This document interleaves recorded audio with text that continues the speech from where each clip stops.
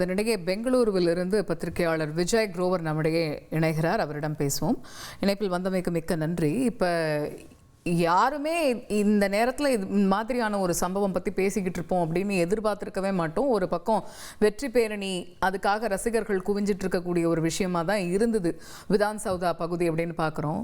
ஆனால் இப்போ தலைகீழாக அங்கே இருக்கக்கூடிய காட்சிகளே மாறி இருக்கு அப்படிங்கிறதையும் பார்க்க முடியுது. ஒரு பக்கம் பிளானிங் ஒரு பெரிய லேக் இந்த விஷயத்தில் அப்படின்னு சொல்லப்பட்டாலுமே கூட எந்த இடத்துல தவறு நடந்திருக்கு? இன்னைக்கு காலையில இருந்து நாங்க என்ன அரேஞ்ச்மெண்ட்ஸ் இங்க பார்த்தோம். ஒரு 3 to 4 lakh public Chinnaswamy stadium சுத்த ஏரியாஸ்ல இருந்தாங்க. போலீஸ் பேரிகேடிங் எல்லாம் பண்ணிருந்தாங்களோ. ஒரு ஃபேன்ஸுக்கு ஒரு ஆசை என்னன்னா, டீம் பஸ் இப்போ இங்கிருந்து வரோம், ஒரு கிளிம்ஸ் பார்க்கலான்னா ஒரு இதற்கு கூட அவங்க நின்றுட்டு இருந்தாங்க. 2 மணிக்கு டீம் HAL ஏர்போர்ட்ல இருந்து விதான் சௌதாக்கு போற வழியில கூட ஒரு லட்சாந்த பப்ளிக் ரோடு பக்கம் சைட்ல நின்றுட்டு அந்த டீம் பஸ் பார்த்தாங்க. பட் அதுக்கப்புறம் எல்லாருக்கும் என்ன ஒரு எக்ஸ்பெக்டேஷன் இருந்ததுன்னா, ஒரு விக்டரி சம்பரமும் ஒரு ரேலி மாதிரி விதான் சௌதால இருந்து சின்ன சௌதா ஸ்டேடியம் வரைக்கும் ஒரு என்ன பிளான் இருந்ததோ அதுல எல்லாருக்கும் ஒரு பார்ட்டிசிபேட் பண்றதுக்கு ஆசை இருந்தது. பட் கிரவுட் சிச்சுவேஷன் பார்த்துட்டு அந்த பிளான் போலீஸ் டிபார்ட்மெண்ட் ஒரு சர்க்குலர்ல ட்ராப் பண்ணிட்டாங்க.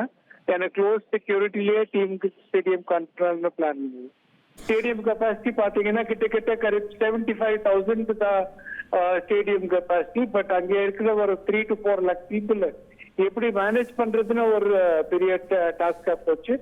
அண்ட் ஒரு ஸ்டேஜ் ஆகுதுனால ஸ்டேடியம் ஃபுல் ஆகிறதுக்கு அப்புறம் அந்த கேட்ஸ் மூடப்பட்டதுன்னு, அண்ட் அந்த கேட்ஸ் க்ளோஸ் ஆகிறதுக்கு அப்புறம் கிரவுட் மேனேஜ்மெண்ட் கொஞ்சம் ஒரு சேலஞ்ச் வந்ததுனால நாங்க இந்த ஸ்டாம்பீட் சிச்சுவேஷன் பார்த்து எங்க போலீஸ் லாட்டி சார்ஜ் நடுவில் ஒரு அன்பார்ச்சுனேட் இன்சிடென்ட் ஆஃப் ஸ்டாம்பீட்ல இதுல அந்த டைம்ல அபிஷியல் அனௌன்ஸ்மெண்ட் 35 இன்ஜர்ட் சொன்னாங்க.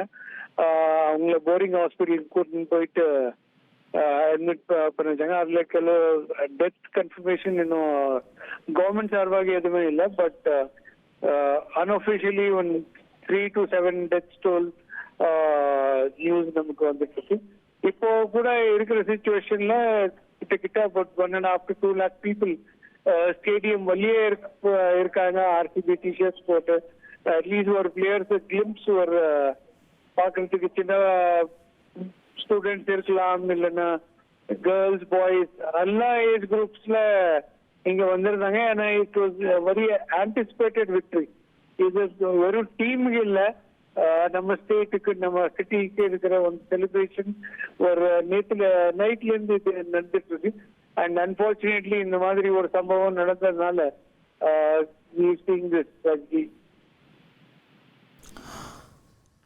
நன்றி திரு விஜய் குரோவர். இணைப்பில் பெங்களூருவில் நேற்று இரவு முதல் இப்போ வரைக்கும் என்ன மாதிரியான ஒரு சூழல் இருக்குது, இதுக்கு என்ன காரணமாக இருந்திருக்கும் உள்ளிட்ட பல்வேறு தகவல்களை எங்களோட பகிர்ந்துமைக்கு மிக்க நன்றி. RCB வெற்றி பேரணியில் 9 பேர் உயிரிழந்திருக்கக்கூடிய சம்பவம் பெரும் சோகத்தை ஏற்படுத்தி இருக்கிறது.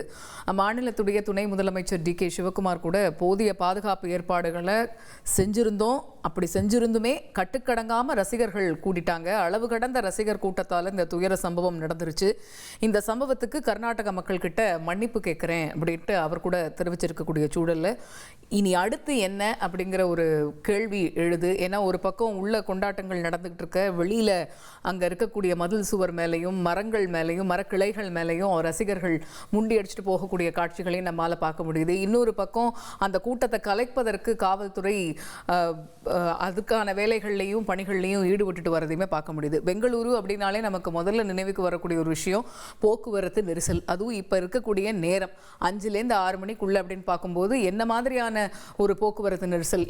சாதாரணமான டவுன்லேயே பீக் அவர்னு சொல்லிடுறோம் இந்த டைமை. பெங்களூரு மாதிரியான நகரங்களில் இந்த நேரம் ரொம்ப முக்கியமான நேரமாக இருக்கக்கூடிய சூழலில் எப்படி அந்த கூட்டம் கலைந்து வெளியே செல்கிறது, இப்போ இருக்கக்கூடியவங்களுடைய நிலை என்னவாக இருக்குது? இப்போ 9 பேர் உயிரிழந்திருக்கிறாங்க அப்படிங்கிற ஒரு தகவல் இருக்கிறது. இதில் நிறைய பேர் மயங்கி விழுந்திருக்காங்க. அவங்களுடைய தற்பொழுதைய நிலை என்ன? இந்த மாதிரி அடுக்கடுக்கான கேள்விகள் இருக்குது. இதற்கான விடைகள் விரிவாக பார்க்க இருக்கிறோம். தந்தி டிவியை உங்கள் கேபிள் டிவி ஆபரேட்டரிடம் இலவசமாக கேட்டு பெறுங்கள்.